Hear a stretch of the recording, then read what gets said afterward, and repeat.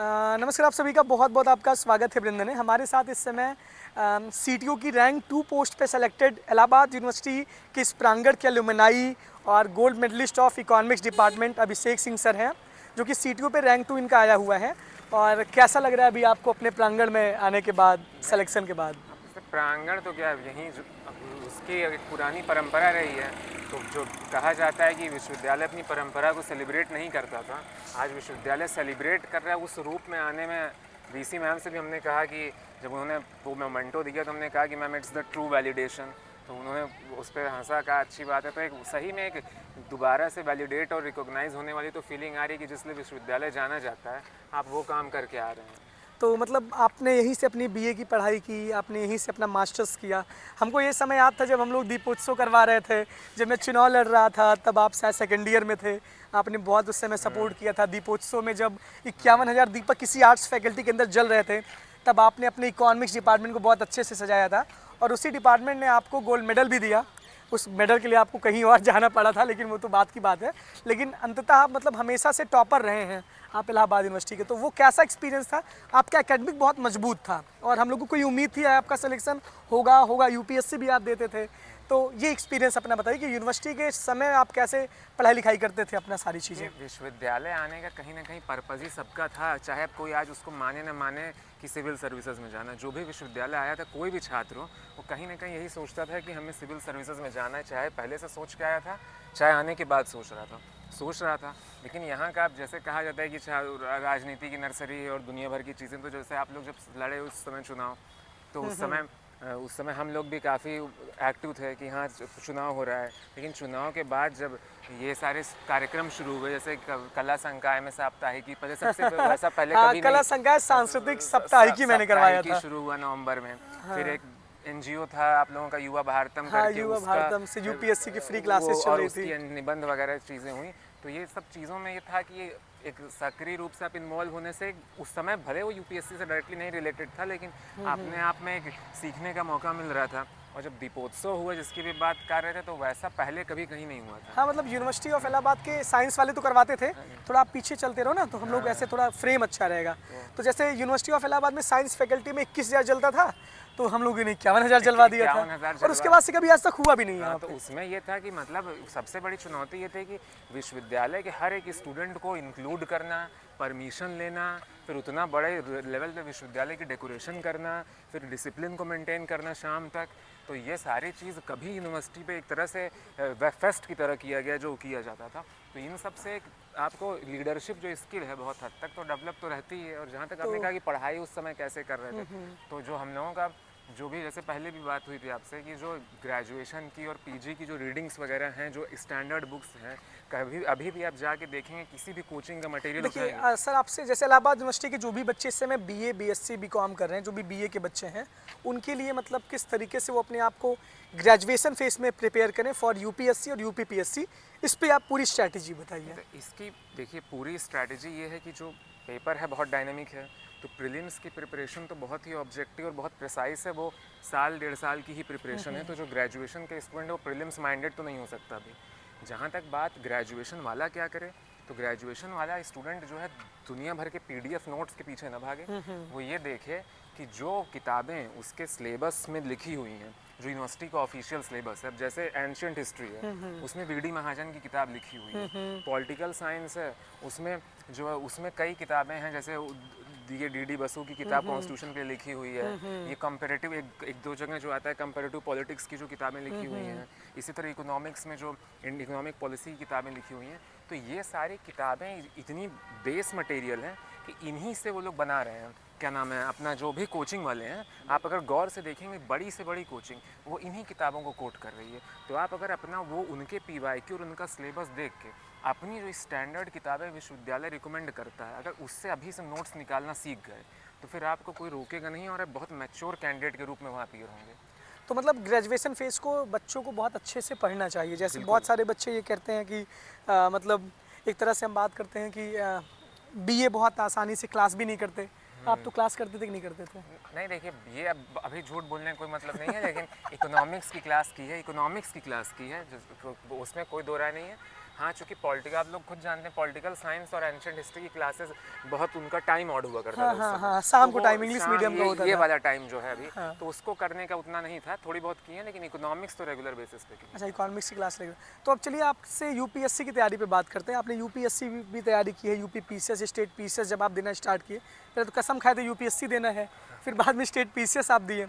तो जो भी बच्चे स्टेट पीसीएस की तैयारी करते हैं, आपने बिना कोचिंग की तैयारी की कि कोचिंग आपने किया था? नहीं, देखिए यूपीएससी की कोचिंग किया था, उसमें कोई कैंडिडेट बात है, यूपीएससी के लिए पूरी कोचिंग किया था, सारी चीज़ें थी। यूपी पीसीएस के लिए कोचिंग नहीं किया था, क्योंकि यूपी पीसीएस का एक तो कभी बहुत ओरिएंटेशन भी नहीं था, ये भी बहुत अच्छा एग्ज़ाम है, सारी चीज़ें, लेकिन यूपी पीसीएस की कोचिंग नहीं किया था। अच्छा, पीसीएस की कोचिंग नहीं किया था, लेकिन वही सेम टू सेम पैटर्न रहता है जब से यूपी। तो जो बच्चे इस समय तैयारी करना चाहते हैं बिना कोचिंग के, आपसे मैं एक सज मतलब आप तो अब कर चुके हैं, तो कोचिंग की मेरिट डिमेरिट आप अच्छे से जानते होंगे। जो बच्चे बिना कोचिंग की तैयारी करना चाहते हैं, तो वो बच्चे मतलब कैसे तैयारी करें बिना कोचिंग के? देखिए, अभी एक कहते हैं ना कि कोचिंग एकदम बर्थलेस है, उसकी कोई यूटिलिटी ही नहीं है, और फिर सारे टॉपर का नाम कोई ना कोई कोचिंग लिखे भी, तो सबके बीच में भ्रम की बात होती है कि देखिए ऐसे बोल रहा था, लेकिन कोचिंग उसने किया ही था, तो ये बात निकल आएगी। लेकिन मेरा पर्सनल और बहुत ही एक्सपीरियंस के बाद ये कहना है कि आप प्रीलिम्स की तैयारी खुद से बेशक कर सकते हैं, थोड़ी बहुत टेस्ट वगैरह लगा सकते हैं। कोचिंग की जो रियल रिक्वायरमेंट है, वो अंत में घूम फिर के आपको मेंस में आती है। कि अगर मेंस में, वो ये नहीं कि मतलब कोचिंग आपको मेंस का, बहुत लोग के प्रॉब्लम क्या है कि मेंस के मटेरियल के लिए कोचिंग पे डिपेंड है, तो ऐसा नहीं है। वो तो सब एक ही तरह के लिख लेंगे।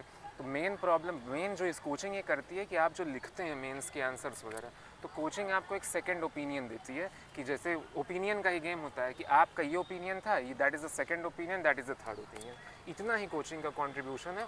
उतने में अगर आप सीरियसली प्रीलिम्स निकाल लिए, तब 1 महीने 2 महीने जो भी है, उसमें आप लिख उख के उनसे सपोर्ट ले सकते हैं। बाकी उतना भी मेजर रोल नहीं है। हाँ, अगर कोई नॉन टेक्निकल बैकग्राउंड के स्टूडेंट्स हैं तो उनके लिए होगी, लेकिन हम लोगों वालों के लिए। अच्छा, बुक लिस्ट आप बता सकते हैं कि मतलब जैसे प्रीलिम्स मेंस ओरिएंटेड जो स्टडी रहती है, उसकी बुक लिस्ट जो कौन से बच्चे इंग्लिश मीडियम के लिए फॉलो करें, कौन कौन सी बुक अलग अलग विषय? यूपी पीसीएस का एक थोड़ा सा ये आयरनी है कि कुछ भी कह लें, चाहे इंटरव्यू हो, चाहे इंटरव्यू बहुत हद तक, और क्या नाम है, मेंस भी, बहुत सारी चीज़ें अभी भी हिंदी मीडियम ओरिएंटेड ही हैं, तो इंग्लिश का स्टैंडर्ड कंटेंट यूपी पीसीएस के लिए बहुत अवेलेबल तो नहीं है। जहाँ तक बुक लिस्ट की बात है, तो ये जो आपका प्रीलिम्स है, इसमें जहाँ तक देखा गया है, पहले भी इस पर काफ़ी बात हुई है कि यूपी पीसीएस का जो प्रीलिम्स है वो बहुत ही ऑब्जेक्टिव है, बहुत ज़्यादा ऑब्जेक्टिव है। वो एकदम फैक्ट ओरिएंटेड है, वो कॉन्सेप्चुअल तो बहुत नहीं है।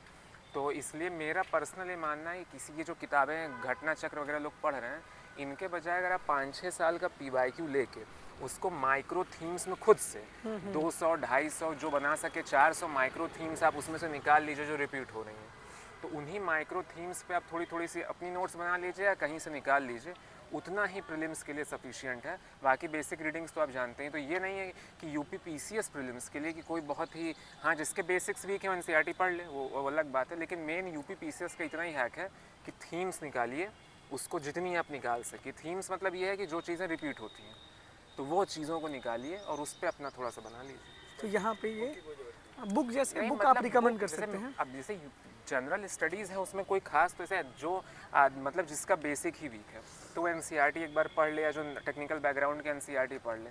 और जो जिसका बेसिक्स थोड़ा सा ठीक है, अब दुनिया जानती है कि पॉलिटी के लिए सबने लक्ष्मीकांत पढ़ी होगी, मॉडर्न के लिए सबने स्पेक्ट्रम पढ़ी होगी, इकोनॉमिक्स की कोई ऐसे बुक नहीं है, किसी न किसी कोचिंग का कंपाइलेशन सबने पढ़ा होगा, या अगर किसी ने पॉलिसी की नोट्स वगैरह अपनी ग्रेजुएशन की है तो पढ़ी होगी। साइंस इनकी बहुत फैक्चुअल है, तो उसके लिए बहुत सारी या तो लूसेंट है, इन सब किताबें हैं। ज्योग्राफी का क्या है कि चूँकि वर्ल्ड हिस्ट्री भी बहुत पूछ रहे हैं, तो मेरा पर्सनल था कि PMF IAS की जो आती हैं किताबें वो पढ़ ली जाएँ, कई फेजेस में लेके, कई वॉल्यूम्स में उनकी किताबें हैं। फिर साइंस तो उसमें लूसेंट में आ ही गया है।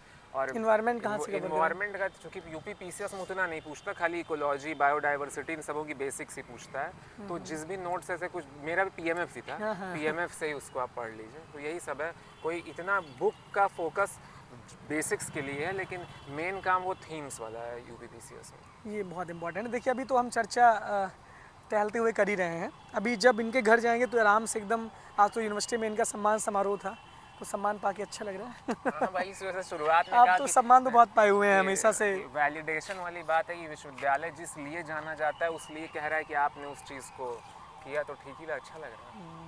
तो यूनिवर्सिटी के बच्चों के लिए क्या कहना चाहेंगे? तो यूनिवर्सिटी के बच्चों के लिए कहना है कि जैसे ग्रेजुएशन में आते ही सबको हर आदमी जो अंग्रेज़ी में कि स्टारी आइड रहता है कि विश्वविद्यालय आए हैं तो कर ही लेंगे, फिर साल 6 महीने के बाद डिमोटिवेट हो जाता है, फिर ग्रेजुएशन करते करते फिर सोचता है कि अब नेट JRF करेंगे, दुनिया भर का ये सब करेंगे।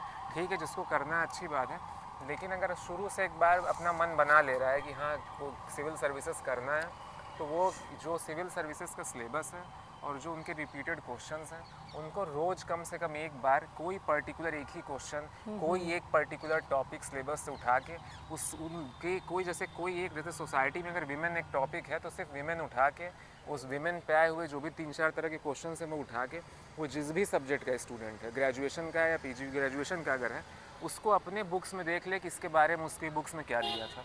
इतनी काम अगर वो करने की हैबिट डाल लिया तो उसको कोई रोक आना नहीं। सफल तो हो गया। वो उसके और उसको सबसे बड़ी बात ये है कि मैक्सिमम लोग जो या तो असफल हैं या जो रिजल्ट आ रहा है उससे सेटिस्फाइड नहीं है। उसका कारण यही है ग्रेजुएशन में उन्होंने ये सब काम नहीं किया, हम लोगों ने भी बहुत नहीं किया, तो वो बाकी चीज़ों में इन्वॉल्व रहे, बाद में जाके दुगनी मेहनत करनी पड़ गई, तो वो प्रॉब्लम हो जाती तो है। यही सब सारी चीज़ें करिए। अभिषेक भैया घर डिनर भी करने जाएंगे तो वहीं पे आप इनका पूरा नोट्स कैसे कैसे पढ़ते थे, कैसे क्या तैयारी करते थे, सब कुछ दिखाएंगे। तो भैया आपको बहुत बहुत धन्यवाद।